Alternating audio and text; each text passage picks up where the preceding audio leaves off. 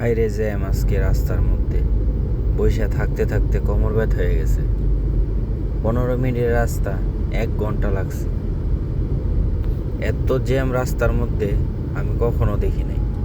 Jeddah শহরে যে এত জ্যাম, আল্লাহ, এত গাড়ি যে কোথা থেকে আসে জেদ্দা শহরে যা বলার মতো না। বইসা থাকতে থাকতে থাকতে থাকতে কোমর ব্যথা হয়ে গেছে। কত বইসা থাকা যায়?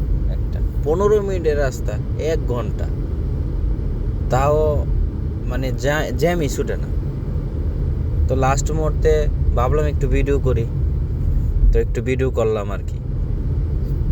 তো কেটে কেটে ভিডিও করছি, তাই ছোট।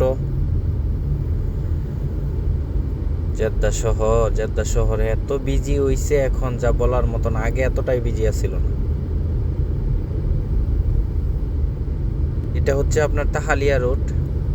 তাহালিয়া থেকে আপনার মক্কা রোডে যায় আর কি এই রোডটা। মাশাআল্লাহ, আজকে আবহাওয়াটা খুব ভালো ছিল, গরমও না বেশি, ঠান্ডাও না, মোটামুটি আর কি।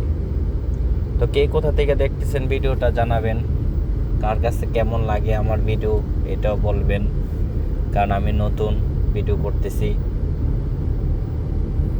সবাই একটু সাপোর্ট করবেন, তাহলে আমার ভিডিও বানাতে একটু আগ্রহ কাজ করবে, তো আমার ভালো লাগবে। সবাই চ্যানেলটা সাবস্ক্রাইব করে রাখবেন, লাইক কমেন্ট শেয়ার করবেন।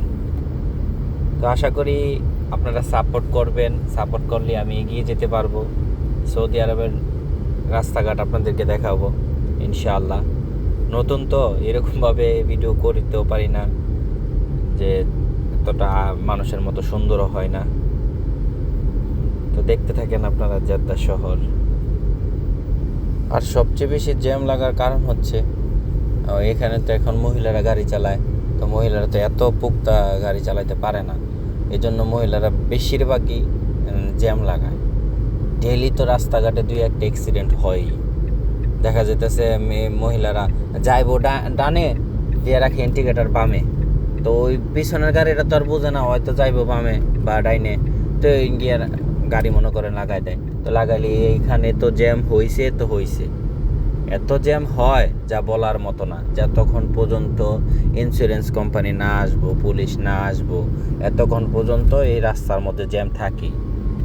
তো প্রত্যেকটা মানুষের ভোগান্তি এই জ্যামের মধ্যে, প্রত্যেকটা মানুষ পিছনে ভোগান্তি। কেউ তো দেখা যাইতেছে আর কিছু বলতে পারে না। এদেশে তো কোনো কিছু বলারও নাই যে আপনারা গাড়ি সাইড করেন আমরা যাই। এদেশে পুলিশ আসবো, তারপর ইন্স্যুরেন্স কোম্পানির লোক আসবো, তারপর গিয়া গাড়ি সাইড হবে, এর আগে কোনো সাইড হবে না গাড়ি। এখানে তো পুলিশ আওয়ার আগ পর্যন্ত কোনো গাড়ি সাইড নেই। এখানে যদি অ্যাক্সিডেন্টে মানুষের কিছু হয়, তাও নিয়ম নাই তাদেরকে ধরার, কারণ পুলিশ আসবে, পুলিশে দেখবে, পুলিশে বুঝবে, অ্যাম্বুলেন্স আসবে, অ্যাম্বুলেন্সে বুঝবে, কেউ গিয়ে ধরে না আর কি, ধরার নিষেধ। তো এইখানে দেখা যাইতেছে আমাদের বাংলাদেশে তো গাড়ি আপনার অ্যাক্সিডেন্ট হয়েছে, আসবে লোক, আসবে একটা জিনিস মানুষে ধরবে, গাড়ি সাইড করবে, একটা জিনিস হয়। কিন্তু এই দেশে তা নাই। পুলিশ আইসা যা ডিসিশন নিব তাই হইব। পুলিশ আসার পরে ছবি তুলব, কে কোন সময় কোন সাইডে মানে কোন দিক দিয়ে আইসা গাড়ি মারছে, ওই দিক দিয়ে ছবি টবি তুইলা তারপর আপনার সব ঠিকঠাক করব। ঠিকঠাক করার পরে গাড়ি নিয়ে যাবো। গাড়ি যদি চলার মতো হয় তা চালাই নিয়ে যাইব, চলার মতো না হইলে আরেক গাড়িতে নিয়ে উঠাইয়া নিয়ে যাইব।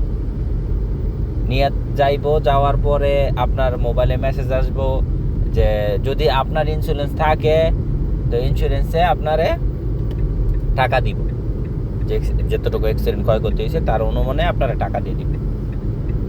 তো আপনার যদি ডাবল ইন্স্যুরেন্স থাকে, ইন্স্যুরেন্স ওই গাড়িরও দিব, এরকম আর কি নিয়ম। আর এই দেশে পিছনে যে মারছে তারই গলত, তারই বল। আমার সামনের গাড়ি যদি আপনার হঠাৎ করে ব্রেকও মারে, আমি যদি তারা গিয়া পিছন দিয়ে লাগাই দেই, তাও আমার দোষ, কারণ হঠাৎ করে ব্রেক করছে, তুমি কই আসিলা, তুমি তো ড্রাইভার, তুমি দেখতে হইব। তো আল্লাহ মাফ করুক, সবারই আল্লাহ সেফটিতে রাখুক, সবাই সেফটিতে থাকবেন, একটু কেয়ারফুল গাড়ি চালাবেন, এটাই আপনাদের কাছে কথা আর কি। তো যাই হোক, অনেক কথা বলছি, দেখতে থাকেন আপনারা। এটা জেদ্দা শহর। জেদ্দা শহরে আপনার গাড়ি চালানো খুবই টাফ, কারণ জেদ্দা শহরে অনেক গাড়ি, তারপর অনেক গিজিমিজি। আপনার জেদ্দা শহরেই তো সব কিছু, এই যে মক্কা আসে, মক্কার লোক আপনার সব জেদ্দা নামবে, তারপর মক্কা যাবে। এই এয়ারপোর্ট তো জেদ্দা এয়ারপোর্ট, মক্কা তো এয়ারপোর্ট নাই। তো যাই হোক, আলহামদুলিল্লাহ অনেকটাই ভালো আছি, সেফটিতে আছি। আল্লাহ মা বাবার দোয়াতে আল্লাহ ভালো রাখছে, আলহামদুলিল্লাহ।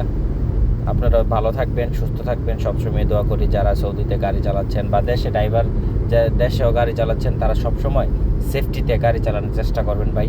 একটা ভুলের কারণ সারা জীবনের কান্না। তো আমরা সেফটিতে গাড়ি চালাইলে সবসময় ইনশাআল্লাহ, প্রত্যেকটা মানুষের সেফটি দরকার। আমি সেফটিতে চালাইছি, আমার সাথে যে লোকগুলা তারাও সেফটিতে চালাইতে হইব। ইনশাআল্লাহ সব ঠিক হয়ে যাবে।